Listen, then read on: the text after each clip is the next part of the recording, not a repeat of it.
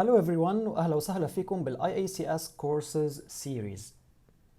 بهذا الفيديو بدي أعمل demonstration كيف تقدروا تستعملوا جوجل كلاس روم مشان تقدروا تعملوا access على الكورسز. أول شغلة من البلانك براوزر you have to write classroom.google.com تقدروا تعملوا landing على الكلاسروم page.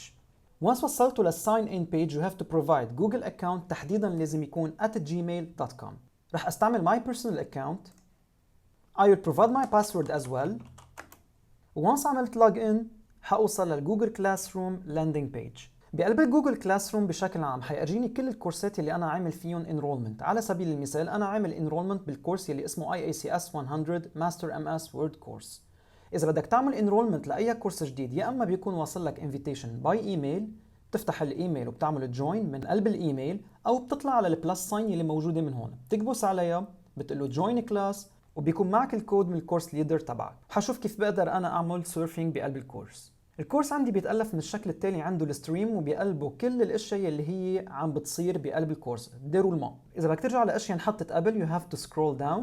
تاني سكشن بدي احكي عنها هي الكلاس ورك. بالكلاس ورك بقلبها كل التوبيك اللي بيكون الكورس ليدر مقسمهم. على سبيل المثال هون حاطط materials, practice exercises, quizzes, polls and course evaluation. وكل وحده منهم هي عباره عن كليكبل لينك فيك تكبس عليها تقدر تعرف شو المطلوب بكل سكشن. اكزامبل انا حاكبس على الليكتشر 01، حارجع اكبس على الفيو ماتيريال، حيبين عندي الجيفن اللي حاطته الانستراكتور مع شويه ديسكريبشن about this material، حيبين عندي الفيديوز اللي عمل لهم اتاتشمنت والفايلز اللي اشتغل عليهم خلال هيدي السيشن وشو هن الكومنتس اللي انحطوا من يور كلاسميتس. اذا بدي اشوف الفيديوز بكبس دغري على الفيديو، اوتوماتيكلي حيفتح لي الفيديوز اللي هو assigned على هيدا الكورس، واذا بدي اكيد فيني احضره على اليوتيوب. حارجع على الكورس تحديدا على الكلاس ورك، وفي عندي الكويزز. الكويزز بشكل عام حيكونوا هن multiple choices. you have to just click on the link، ترجع بتقول له view assignment، ببين عندك شو طالب منك الانستراكتور، وزياده عن هيك بتجي على قلب الفورم بتكبس عليه وبتبلش بتجاوب بقلب الفورم. وانس خلصت الكويز بترجع على البيج وبتقول له mark as done. خلال الكورس حيكون في عنا assignments just to practice your skill.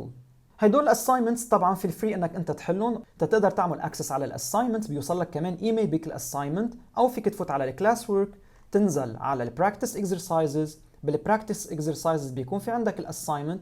example حفوت على 02، ببين عندك الجيفن هون اللي موجود، فيك تقول له view assignment. once كبست عليها ببين عندك الفايلز اللي هن موجودين.